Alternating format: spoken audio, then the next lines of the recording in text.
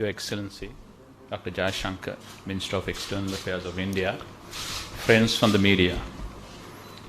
As you all know, it has been a great pleasure for us to welcome Dr. Jaishankar, Minister of External Affairs of India, on an official visit to Sri Lanka since yesterday. Dr. Jaishankar is no stranger to Sri Lanka. He was posted as a young diplomat in Colombo from 1988 to 1990, and most recently visited Sri Lanka last year in his capacity as the Minister of External Affairs when Sri Lanka hosted BIMSTEC ministerial meeting. During the current visit, Dr. Jaishankar and I have had the opportunity yesterday to hold bilateral discussion on a broad range of matters. This morning, Dr. Jaishankar called on His Excellency President Ranil Wickremesinghe the most serious economic crisis we have ever experienced.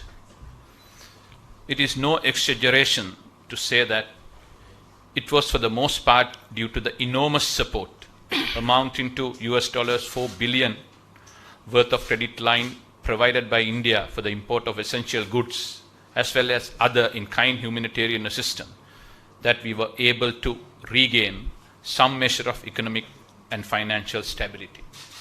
For this, on behalf of the President Ranil Wickremesinghe and the government and the people of Sri Lanka, I convey our profound gratitude to Prime Minister Narendra Modi, the Indian government, to you, Dr. Jaishankar, and the people of India. It is against this background that Dr. Jaishankar visits take place at this crucial moment. We are all aware that Sri Lanka is at a decisive moment in discussions with the IMF. In order to place our economy on path of IMF-assisted recovery, we needed the timely assurances from our creditors.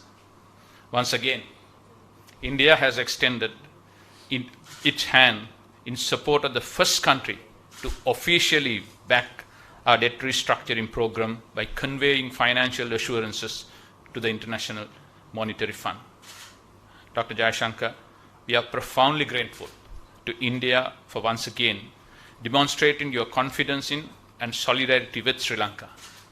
On the areas of bilateral cooperation, a number of important initiatives were concluded in the presence of His Excellency here at the Presidential Secretariat this morning.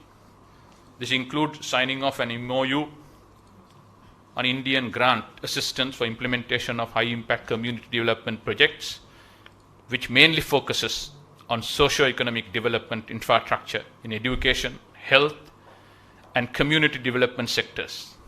Minister Jaishankar also participated in 3 virtual inauguration ceremonies. One was to hand over the Kandyan Dancing Academy under the Sri Dalada Maligawa Heritage Project. The second was to hand over 24 houses each in Anuradhapura and Badulla district under the Model Housing Village project.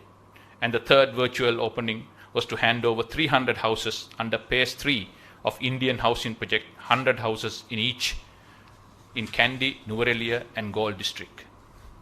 In addition to the above, during our bilateral discussion, we have explored the possibilities of further collaboration in the coming years as Sri Lanka hopes to recover and grow. The long-standing bilateral relationship between Sri Lanka and India are based on cultural and historical links, shared values, and growing economic connection. It is widely accepted that India will be soon, or otherwise already is one of the largest and fastest growing economies. India's largest source of tourists to Sri Lanka. We believe that India's growth will be beneficial to the region as well as to Sri Lanka. For its part, Sri Lanka is confident to recover from the current crisis with the goodwill and partnership of India for mutual benefit. We are watching India's economic success and international prestige with great admiration. India has recently taken over the chairmanship of G20.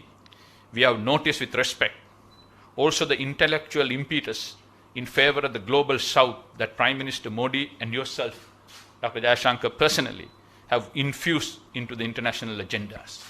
Dr. Jaishankar, I take this opportunity to thank you once again for your visit to Sri Lanka and for all the support that you continue to extend to my country.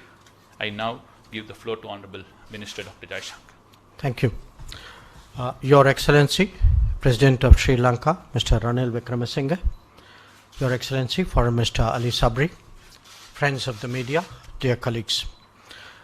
First of all, let me say what a great pleasure it is to be back in Colombo. I thank you, President Ranil Wickremesinghe, for receiving me today.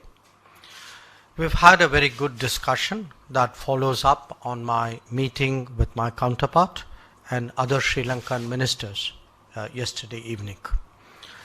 My primary purpose of coming to Colombo at this time is to express India's solidarity with Sri Lanka during these difficult moments. As you all know, last year India extended about $4 billion in terms of credits and rollovers to help Sri Lanka get through an economic crisis. For us, it was an issue of neighborhood first and not leaving a partner to fend for themselves. This year, in a developing situation that was beginning to cause concern, the same sentiment reasserted itself. We felt strongly that Sri Lanka's creditors must take proactive steps to facilitate its recovery. India decided not to wait on others, but to do what we believe is right. We extended financing assurances to the IMF to clear the way for Sri Lanka to move forward. Our expectation is that this will not only strengthen Sri Lanka's position, but ensure that all bilateral creditors are dealt with equally. While doing that, we also know that Sri Lanka's pathway is one of a strong economic recovery propelled by greater investments. Here too, I have a clear message that I will be sharing with the business community. India will encourage greater investments in the Sri Lankan economy, especially in core areas like energy, tourism, and infrastructure. We count on the government of Sri Lanka to provide a more business-friendly environment to create a powerful pull factor. I am confident that the gravity of the situation is realized by policymakers here. Energy security is today one of Sri Lanka's most serious challenges. A search for solutions must necessarily encompass the larger region. Only then will Sri Lanka get the full benefit of scale. This country has enormous renewable energy potential that can become a sustainable source of revenue. It has the capability as well for Trincomalee to emerge as an energy hub. In its support for Sri Lanka, India is prepared to be a reliable partner on such initiatives. We have today agreed in principle on a renewable energy framework that would take this cooperation forward. Tourism is the lifeblood of the Sri Lankan economy. I note that Indian tourists are expressing their positive sentiments for Sri Lanka in a very, very practical manner by coming here. But there are many more steps we can take to make this sustainable. Strengthening connectivity and promoting travel is therefore a very high priority for all of us. Definitely, encouraging Indian tourists to make RuPay payments and utilize the UPI would be most helpful in this regard. In a turbulent world, it is essential that India and Sri Lanka steady their trade. The use of rupee settlement for trade is obviously in our mutual interest. Friends, India has always supported both the political and economic stability of Sri Lanka. The President briefed me on the question of political devolution and his thinking.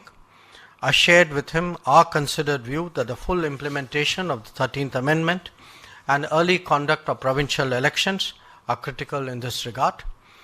Durable efforts towards reconciliation are in the interests of all sections in Sri Lanka. I also spoke of the need to pay special attention to the requirements of the Indian origin Tamil community. I handed over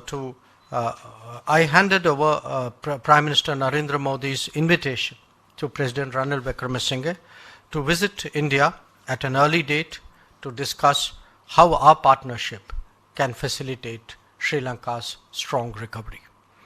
I once again thank the President for receiving me. I would like to underline that India is a reliable neighbor, a trustworthy partner, one who is prepared to go the extra mile when Sri Lanka feels the need. My presence here today is a statement about Prime Minister Modi's commitment to neighborhood first. We will stand by Sri Lanka in this hour of need and are confident that Sri Lanka will overcome the challenges that it currently faces. Thank you. Thank you. Thank you very much.